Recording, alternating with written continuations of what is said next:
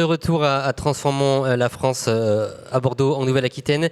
On va parler d'économie circulaire tout de suite. La table ronde qui vient avec deux grands objectifs. Illustrer la grande diversité, même si on n'aura pas un panel exhaustif des projets d'économie circulaire.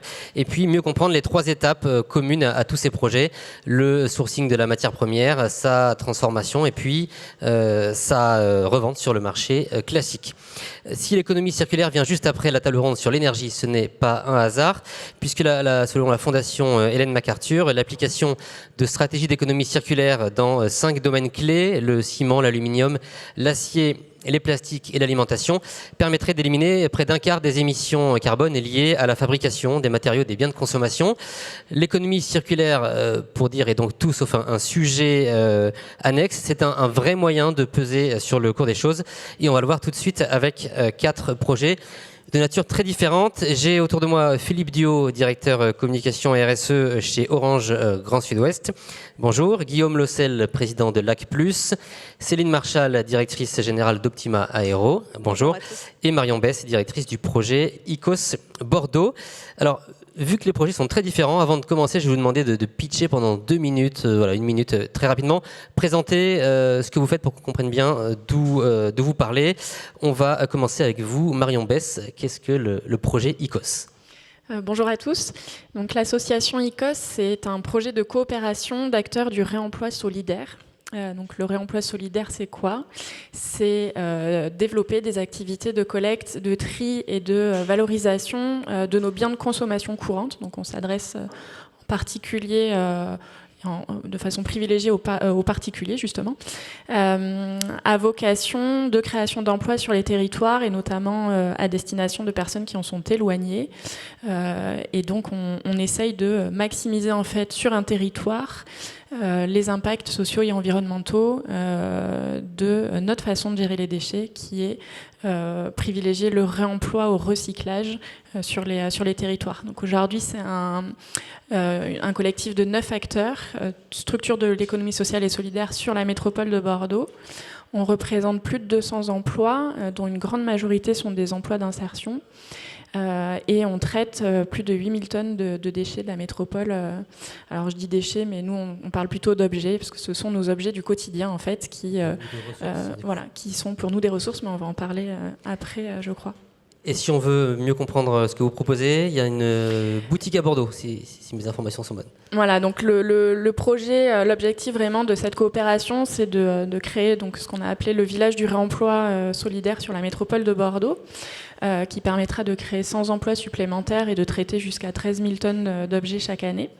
C'est un projet donc de long terme qui nécessite également levée de fonds notamment, et en attendant on ouvre donc des boutiques éphémères pour commencer à faire la démonstration de ce que c'est, et ça vise à démocratiser le réemploi solidaire et à le faire en gros changer d'échelle et le mettre vraiment sous la lumière. Merci Marion Besse. Philippe Diot, à votre tour, 1 minute 30 pour nous parler du projet qui est développé à Ambarès. Oui, vous m'entendez ? Oui. Alors 1 minute 30, oui, ça va être court. Hein. Non. Bon, je vais juste rappeler quand même, évidemment, je ne vais pas revenir sur l'activité d'Orange que tout le monde connaît, mais on a entamé chez Orange, comme dans beaucoup d'autres groupes, parce qu'on sait qu'on a un impact fort, évidemment, à travers l'ensemble des entreprises qui travaillent avec nous, notamment sur un territoire comme celui de la Nouvelle-Aquitaine, une démarche d'économie circulaire. Alors, économie circulaire qui est vraiment centrée, pour ce qui concerne le sujet qu'on va aborder aujourd'hui, sur la partie du reconditionnement des smartphones, qui sont évidemment un enjeu majeur, puisque l'essentiel de l'empreinte finalement carbone sur le numérique, c'est souvent sur les appareils notamment, et entre autres sur les smartphones bien sûr. Donc on a mis en place sur la Nouvelle-Aquitaine un partenariat avec une entreprise familiale historique qui travaille sur les sujets de reconditionnement de biens électroniques, qui s'appelle Cordon, qui est positionné à Saint-Loubès. Et on a travaillé avec eux on travaille depuis longtemps avec eux évidemment sur ces sujets-là. Même déjà à l'époque du Minitel, on travaillait déjà avec Cordon. Et là, on a monté un partenariat spécifique avec eux et avec Handyprint, qui est une entreprise qui me remet, enfin en tous les cas, qui travaille sur l'insertion professionnelle. Et donc pour lancer une offre et on va dire une filière, en tous les cas une activité de reconditionnement de mobiles premium, mais en boucle courte, puisque l'intérêt c'est de pouvoir réduire au maximum l'empreinte carbone de ces téléphones, de ces smartphones reconditionnés. Et donc c'est à la fois effectivement avec une empreinte réduite et en même temps vraiment un bénéfice social par l'insertion. J'ai dit en Barès, mais c'est Saint-Loubès, effectivement. Oui, c'est Saint-Loubès. Saint-Loubès. Ouais. Merci Philippe. Guillaume Lossel, en deux mots, qu'est-ce que Lac Plus et en quoi l'économie circulaire est installée sur le bassin gazier de Lac dans les Pyrénées-Atlantiques? Alors, l'association Lac Plus est une association donc, qui a 27 ans aujourd'hui, qui regroupe 100 entreprises et qui, ces entreprises représentent 500 000 donc, salariés sur le bassin de Lac. L'association a pour vocation d'accompagner donc, l'ensemble de ses adhérents, qui sont aussi bien des industriels que des entreprises intervenantes chez ces industriels, pour mettre en place des projets, des actions communes dans l'objectif de progresser ensemble sur différentes problématiques. Donc on va retrouver aussi bien les problématiques d'emploi, de formation, de sécurité, de RSE, de qualité de vie au travail, mais également de transition énergétique. Et aujourd'hui, on travaille tous, je dirais, ensemble pour progresser ensemble sur ces différentes thématiques. Un exemple concret de ce qui peut se faire sur l'économie circulaire dans le traitement des solvants, par exemple? Alors, si on prend des actions aujourd'hui qui existent depuis d'ailleurs de nombreuses années, parce que si on parle par exemple le cas des solvants sur une des plateformes sur le bassin de Lac, c'est depuis les années 80 où l'écosystème industriel, j'irais dans cette plateforme, a été fait en sorte justement que des solvants souillés, j'irais d'un industriel, repartent chez un autre pour être retraités. Ces solvants-là pourraient être réutilisés dans le cadre donc de nouvelles utilisations dans ces process, ou s'ils ne peuvent pas, être réutilisés dans le cadre de production de vapeur, donc dans les chaudières de production de vapeur. Voilà, donc en essayant d'optimiser justement l'utilisation des produits. Merci beaucoup. Céline Marchal, on boucle le premier tour de présentation avec vous. Optima Aero est un petit nouveau dans le paysage aéronautique régional. Qu'est-ce que vous faites concrètement ? Oui, bonjour à tous. Donc Optima Aero Europe est créée depuis 6 mois sur la région de Biarritz. Donc, si je devais définir en une phrase la mission de notre société, c'est donc d'acheter des hélicoptères d'occasion, de les démanteler ou de les faire démanteler, de reconditionner les pièces d'hélicoptères, y compris les moteurs, et ensuite de redistribuer ces pièces à différents acteurs de l'industrie aéronautique, comme les opérateurs par exemple. C'est très clair. Donc des téléphones, des hélicoptères, des biens de grande consommation et de l'énergie et du carbone. On voit bien la grande diversité des projets autour de la table. Pour autant, vous avez les mêmes problématiques se posent. On va d'abord aborder la première étape, l'approvisionnement en matières premières. La difficulté pour vous, c'est souvent de structurer des nouveaux circuits d'approvisionnement, puisque ce sont souvent des déchets que vous devez aller récupérer, ou en tout cas considérer comme déchets, pour en faire des ressources.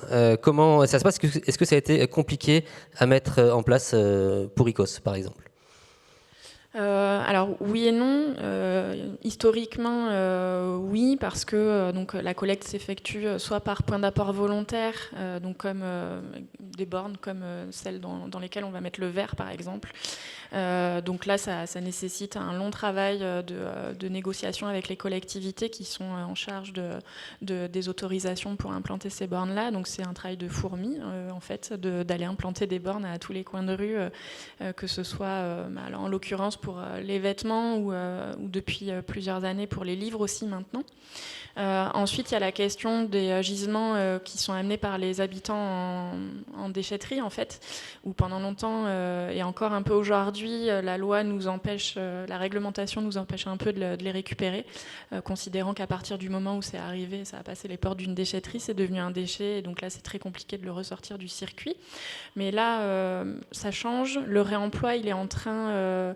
enfin d'être pris vraiment en main par les politiques publiques.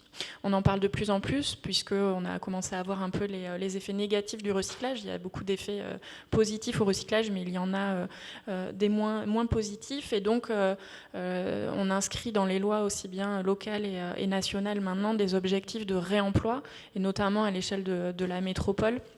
un projet comme ICOS pourrait permettre de remplir 20% de leur objectif de réemploi en réemployant 4000 tonnes d'objets chaque année. C'est donc un process qui est moins consommateur en énergie, de réemployer plutôt que de recycler la matière première pour c'est bien plus vertueux dans le sens où effectivement il n'y a pas de consommation énergétique pour son recyclage parce que généralement les industries de recyclage sont grosses consommatrices d'énergie. Ça évite aussi de remettre sur le circuit un produit neuf qui lui-même pour sa fabrication demande un certain nombre d'énergie également. Donc c'est effectivement tout bénéfice, c'est allonger la durée de vie de nos produits. On voit que on dit seconde vie, mais moi je dis souvent nouvelle vie parce qu'on peut même avoir des objets qui vont vivre plus de 2 vies. Et on a tout intérêt, a priori, pour répondre aux enjeux actuels, de se diriger vers cela. Merci. Optima Aero, le sourcing de matières premières, c'est plus compliqué. Il n'y a pas des hélicoptères à tous les coins de rue. Comment vous procédez ? Donc nous, effectivement, la matière première, c'est l'hélicoptère. Par contre, on n'a pas de difficulté vraiment à trouver des hélicoptères. Ce sont des hélicoptères d'occasion, donc qui appartiennent à des opérateurs qui généralement souhaitent renouveler leur flotte, donc qui cherchent à vendre leur hélicoptère. Donc aujourd'hui, on distribue donc sur le marché nord-américain plus Amérique du Sud avec notre maison mère Optima Aero qui se trouve à Montréal. Sur la partie Europe, donc via Optima Aero Europe. Donc Optima Aero Europe va s'approvisionner sur le marché européen, donc c'est assez simple. On trouve des clients opérateurs qui doivent renouveler leur flotte sur ce marché-là. Et notre maison mère fait de même sur le marché nord-américain, achète essentiellement des hélicoptères d'occasion sur le marché américain. Et du coup, vous avez un grand hangar avec des milliers de pièces détachées ou ça ne se passe pas exactement comme ça ? Donc sur Optima Aero Europe, aujourd'hui, nous ne démantelons pas, on stocke uniquement des pièces détachées d'hélicoptères. On fait démanteler dans des centres de maintenance certifiés en France essentiellement. Donc on a des stocks, effectivement, des racks avec énormément de pièces d'hélicoptères. Donc on est en début d'activité, donc aujourd'hui on a 6 mois de recul, donc on n'a pas non plus les racks remplis à ras-bord. Mais effectivement, donc on est amené à partir du mois de juin l'année prochaine à démanteler des hélicoptères sur la région d'Anglet, à Biarritz exactement. Et donc là, les entrepôts vont être remplis. On a aujourd'hui 1000 mètres carrés qui nous attendent. Merci Philippe Duhaut. Les smartphones, il y en a un peu plus que des hélicoptères. On en a tous un dans la poche. Je suis certain qu'on en a tous un ou deux dans des tiroirs qui traînent. On parle d'au moins 10 à 12 millions de téléphones qui dorment dans les tiroirs des Français. 100 millions. 100 millions. Il y en a beaucoup. Le gisement, il est là. Faut aller alors le les gisement, récupérer. il est là, il n'est pas loin. Maintenant, pour le faire aller justement dans un point de collecte, c'est un peu plus compliqué. Donc, il y en a effectivement toute une panoplie d'actions qu'on essaie de mettre en œuvre pour récupérer ces mobiles. Évidemment, il y a des offres de reprise, des reprises Argus, et avec des bonus qu'on rajoute, avec des promotions qui peuvent aller jusqu'à 150 € plus que le prix de l'Argus du téléphone. On a aussi évidemment lancé une campagne qui s'appelle, vous l'avez peut-être vu, une campagne qui s'appelle chez Orange en tous les cas pour justement reprise, réparation, reconditionnement, recyclage, et qui est présente visible dans nos boutiques et qui est également reprise en télé. D'ailleurs, la campagne de Noël, qui est vraiment le temps fort commercial de l'année, met en avant uniquement justement le reconditionner pour ensuite inciter à rapporter ces téléphones. Donc voilà, il y a tout un processus qui est mis en place. Et puis on a mis en place aussi depuis quelques années des collectes citoyennes en partenariat avec les collectivités. Donc la plupart des associations des maires de France ou maires de ruraux, comme par exemple en Gironde, les signent avec nous. Donc on travaille ensemble, on met à disposition tout un dispositif clé en main de collecte. On met des bacs de collecte à disposition dans les communes. On les pose, on les récupère, on fait des petits concours et des challenges pour justement inciter les citoyens à venir rapporter leur mobile. Donc on arrive quand même à collecter. On a à peu près collecté jusqu'à présent 7 millions de mobiles. Alors il en manque, il en reste beaucoup à aller chercher. Donc n'hésitez pas à faire savoir autour de vous. Il n'y en a plus que 93 millions. Voilà, mais il y en a encore beaucoup et on en a besoin parce qu'effectivement le reconditionné, c'est un marché qui explose vraiment sur la partie du mobile. Alors il explose doucement, mais de semaine en semaine, on voit que ça double les ventes de mobiles reconditionnés. On y revient dans un instant. Au bassin de lac, la matière première est moins tangible. On parle souvent de gaz, de CO2. C'est de ça qu'il s'agit pour produire. On voit les projets Élysée Énergie ou les projets de captation carbone. C'est plus diffus Alors, il y a des projets où l'industrie est basée sur l'écosystème local. On produit de l'éthanol sur le bassin de lac avec du maïs local. Voilà, donc il y a des sources en tout cas qui peuvent être locales, pas forcément à 100%. Et puis oui, comme vous dites, il y a des projets aujourd'hui, comme les projets d'Élysée Énergie aujourd'hui de production donc d'e-méthanol, où on va récupérer justement le CO2 émis par les différents acteurs industriels de la plateforme pour le valoriser. Et Alors, ça peut être également du CO2 qu'on pourra d'ailleurs, il y a un projet, une réflexion d'un projet pour capter de façon plus large, je dirais que sur le local, mais également sur tout le Grand Sud-Ouest et voire le Nord-Espagne. Donc un projet Picasso porté par le pôle Avenia qui a vocation justement à récupérer ce CO2 pour qu'il soit si possible valorisé, sinon stocké pour décarboner, je dirais, l'industrie.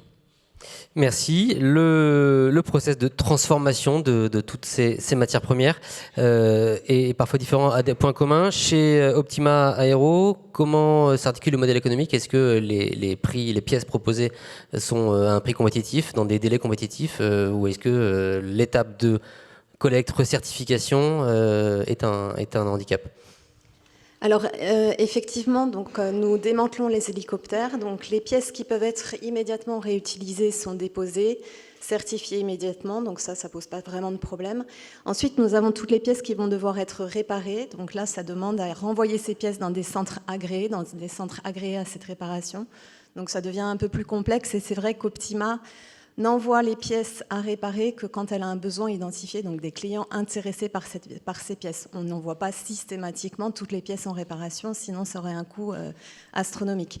Mais notre business model est vraiment, notre force, c'est justement d'avoir des pièces qui coûtent 30 à 40% moins cher que des pièces d'OEM.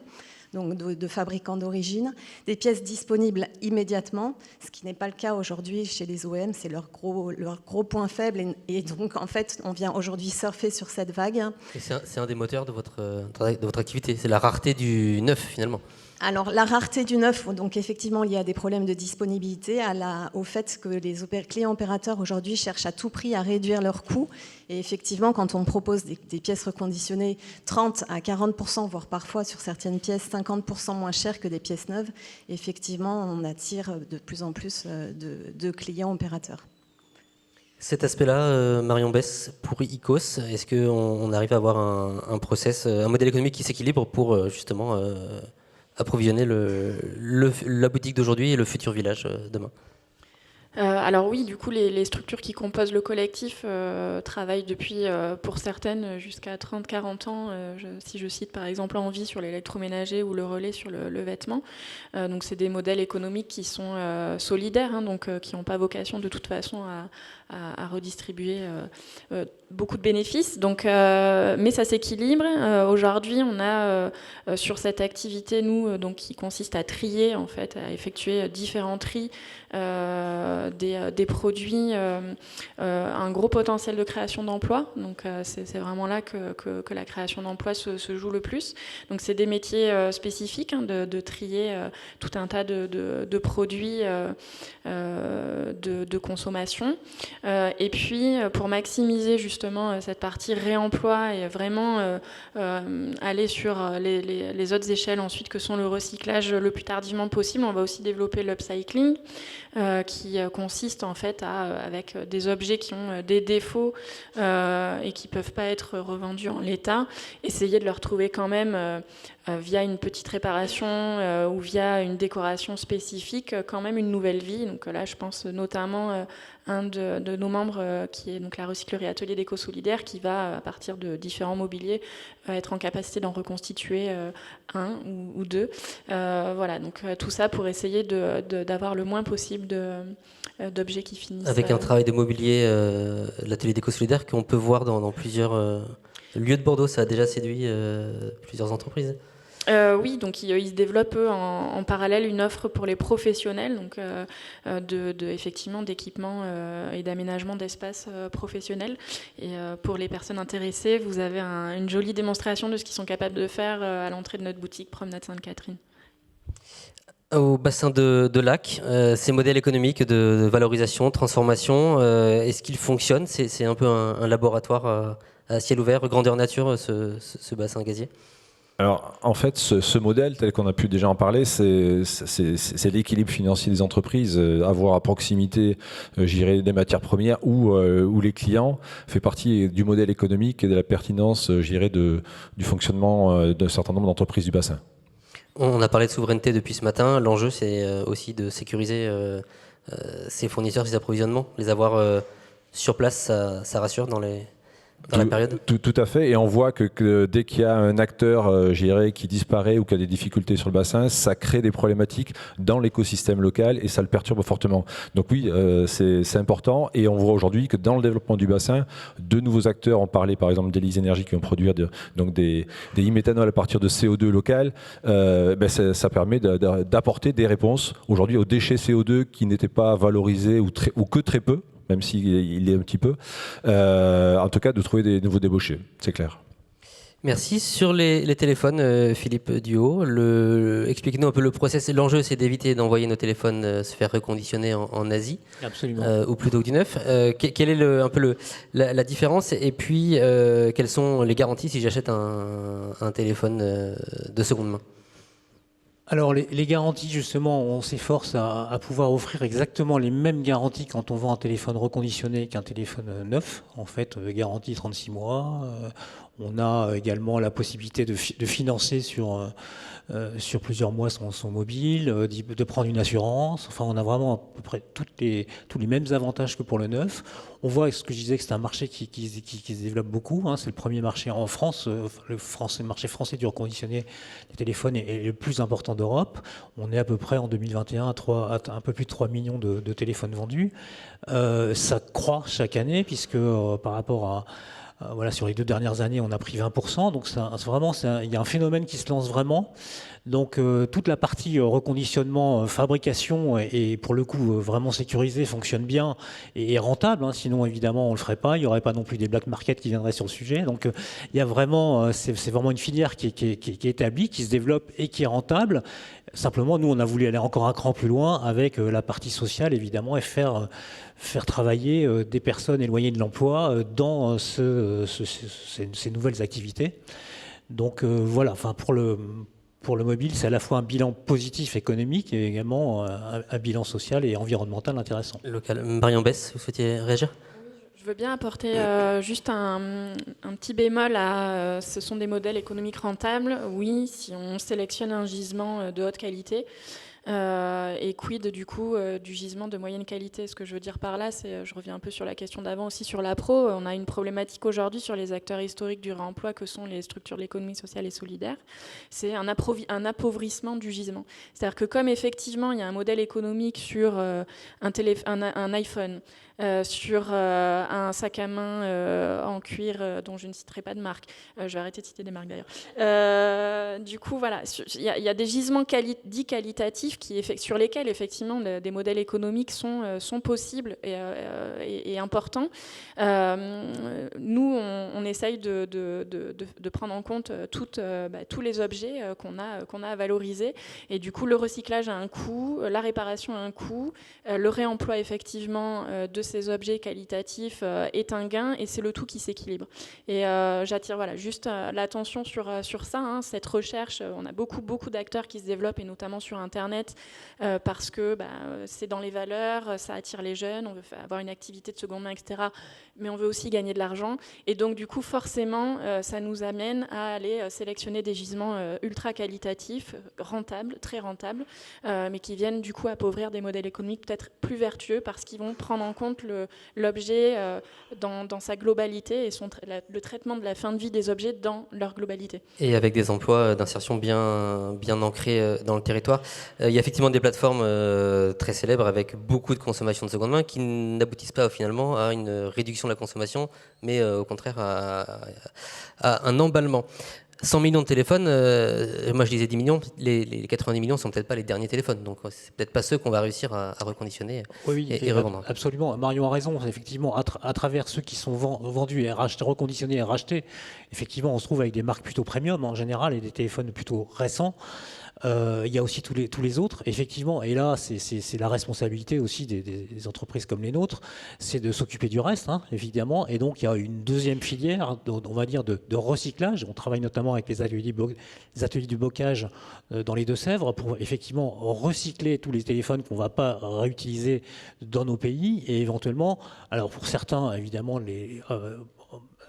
alimenter un marché de seconde main dans d'autres pays. Bon, évidemment, il y a une partie, un coût de transport qui peut avoir un impact carbone, certainement, mais également aussi récupérer les matières premières, finalement, pour pouvoir réalimenter la chaîne. Et donc, c'est un circuit qui est quand même, malgré tout, vertueux, même si, effectivement, les niveaux de marge ne sont pas du tout les mêmes d'un côté et de l'autre.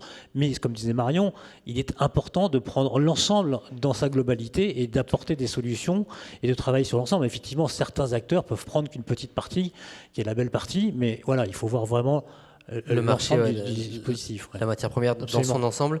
On va examiner la troisième étape de la chaîne, la revente sur le marché classique. On en a déjà un peu parlé.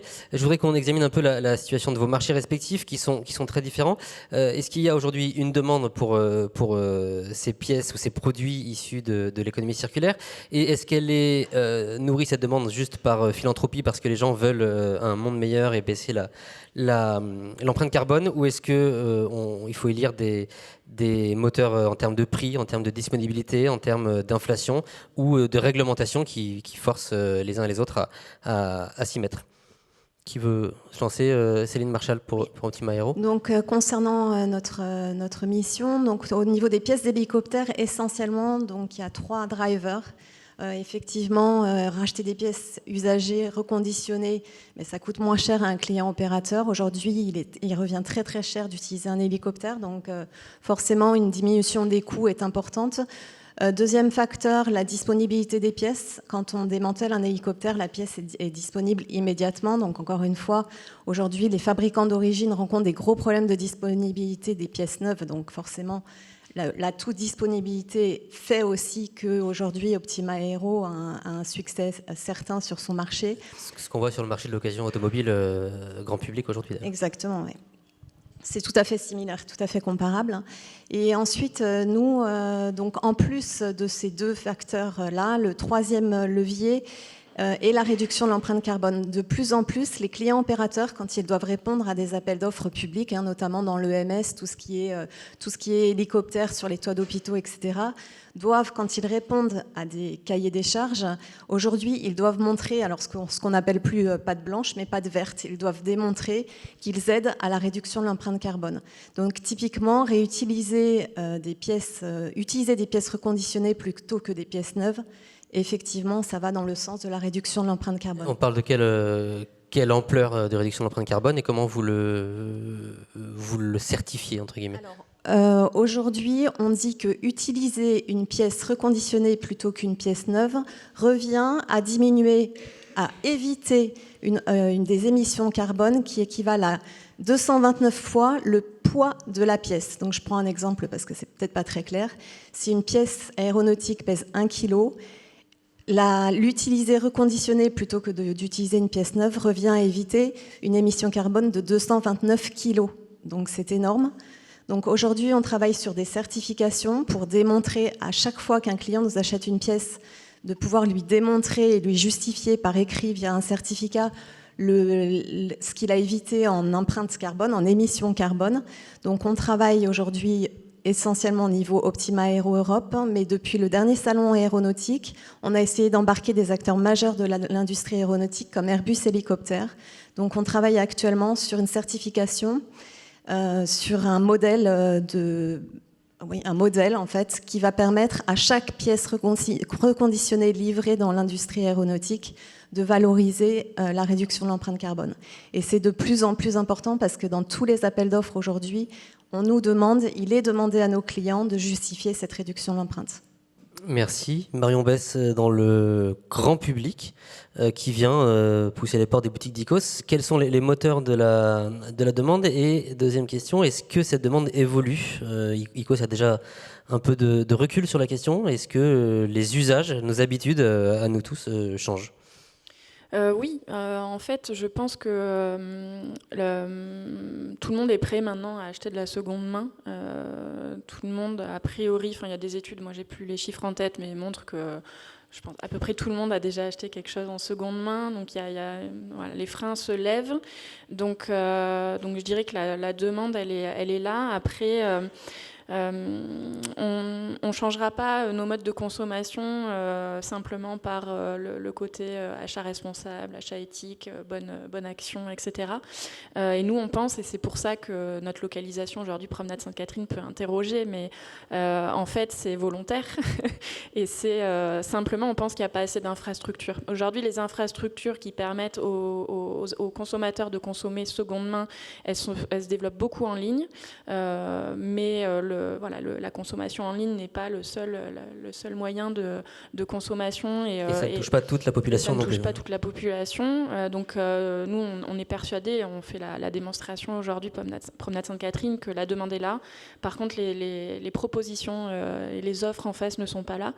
D'où notre coopération d'acteurs qui nous permet de nous positionner sur tous les univers de la maison, en fait, et de la consommation quotidienne des particuliers. La mode, le meuble, l'électro, les jouets, le sport, etc. Et être là fait que les gens viennent chez nous et consomment. En grande majorité, je ne pense pas pour faire une bonne action, mais simplement parce qu'on est là et qu'il y a un prix. Et au milieu de l'offre classique, finalement. Au milieu de l'offre classique, et qu'il y a un prix qui effectivement correspond à des attentes actuellement. En même temps, il y a une qualité de produits et de merchandising, voilà, où on adapte les codes un peu classiques des magasins, et qui font que du coup on rentre chez nous et on trouve généralement son bonheur. Merci. Au bassin de lac, Guillaume Lossel, on n'est pas sur de la consommation grand public. Le moteur de ces dispositifs d'économie circulaire, c'est la feuille de route décarbonation qui est en cours d'élaboration. Alors oui, aujourd'hui, les industriels se sentent pleinement impliqués et concernés par la problématique de décarbonation. Donc aujourd'hui, tous les projets qui tournent autour de ça ici sont individuellement et on verra après collectivement impliqués. Donc aujourd'hui, quand on a une production type méthanol qui peut arriver sur la zone, ça permettra d'éviter pour certains de s'approvisionner à l'étranger, parce qu'aujourd'hui la production par exemple de cette molécule-là est très faible en France. Donc c'est des produits qui viennent plutôt d'Amérique. Donc ça va forcément dans l'intérêt également du circuit court, de la proximité de l'approvisionnement et en plus du verdissement. Et de montrer patte verte, comme disait Céline Marchal, voilà, sur l'empreinte carbone. Tout à fait, donc ils ont cette vocation. Et donc aujourd'hui, donc ça c'est sur l'approvisionnement, j'irais plus vertueux, j'irais de la matière première, mais il y a également le côté aujourd'hui qui est de travailler sur leur outil et leur décarbonation. Et aujourd'hui, on est en train de travailler sur le bassin de lac, donc sur un appel à projet qui s'appelle ZBAC, donc zone industrielle bas carbone, où autant chaque industriel est en train de réfléchir individuellement sur ces problématiques, de travailler collectivement pour voir qu'est-ce qu'on peut faire ensemble, j'irais pour aller plus vite, aller plus loin, j'irais sur ces problématiques de décarbonation. Voilà, ça fait partie de sujets aujourd'hui qui sont pris en compte par la collectivité des industriels du bassin. C'est aussi d'ailleurs un élément structurant des projets d'économie circulaire, c'est le collectif, hein, on l'a bien vu d'ailleurs dans les 4 projets. C'est pas une entreprise dans son coin qui va y aller toute seule. Sur les téléphones, on peut voir le verre à moitié plein, Philippe, ou le verre à moitié vide. Aujourd'hui, le reconditionné, c'est 5% des smartphones vendus par Orange sont reconditionnés, donc il en reste 95% à aller chercher, à les convaincre. Oui, donc on y va progressivement, on a un objectif même de 10%, hein, pour pouvoir quand même avancer vraiment sur ce sujet-là. Mais on sent effectivement, alors il y a la crise économique, entre le cas l'inflation qui joue, mais il y a quand même une prise de conscience importante. Il y a des études, on parlait tout à l'heure des études, mais qui sont ce qu'elles sont, mais elles disent qu'effectivement les consommateurs sont prêts, 1 sur 2 sont prêts à vraiment passer à la seconde main de manière régulière sur l'ensemble des produits, donc pas que les téléphones. Et nous, on se rend compte qu'effectivement un consommateur, un client enfin un quart de nos clients ont dans les 6 mois, pour ceux qui ont acheté un téléphone, ont pris un reconditionné globalement sur le marché. Donc on voit qu'effectivement la demande est là, elle se développe. Il n'y a plus de honte du tout à acheter un reconditionné. Au contraire, c'est plutôt une fierté et en plus c'est une valeur économique intéressante. Et je pense qu'effectivement il y a culturellement et économiquement 2 facteurs qui font que les choses sont en train de changer dans le bon sens et c'est tant mieux. Merci Philippe. Un mot de conclusion peut-être ou c'est... Guillaume Lossel. Oui, ce que je peux dire en tout cas, c'est qu'aujourd'hui, on voit que l'industrie, change. On est dans Transformons la France. L'industrie se transforme. On voit le bassin de lac qui est né, de l'exploitation du gaz et de l'économie qui s'est développée autour, de l'industrie chimique, lourde par la suite. Aujourd'hui, c'est vraiment un bassin qui aujourd'hui se verdit par la transformation de ces acteurs historiques, mais également par l'arrivée aujourd'hui de productions vertes, biosourcées, qui sont vraiment aujourd'hui un changement, en tout cas, dans l'industrie. Merci beaucoup à tous les quatre pour vos expériences, vos témoignages croisés sur ce thème de l'économie circulaire. Un petit chiffre qui fera plaisir à Philippe Biot et Marion Besse. Une étude menée par Sofinco en septembre dernier nous dit deux choses. 80% des Français ne seraient pas gênés de recevoir un cadeau de seconde main à Noël ou à leur anniversaire. Mais, un Français sur deux préfère offrir du neuf par principe et les 2/3 s'inquiètent de la réaction de leurs proches s'ils offrent du seconde main. Donc on voit bien qu'il y a deux habitudes, deux injonctions contradictoires. Il y a encore du chemin à parcourir. Les fêtes de fin d'année sont là pour changer nos habitudes individuelles. Donc je vous encourage évidemment à le faire. Je vous remercie toutes et tous pour ces échanges.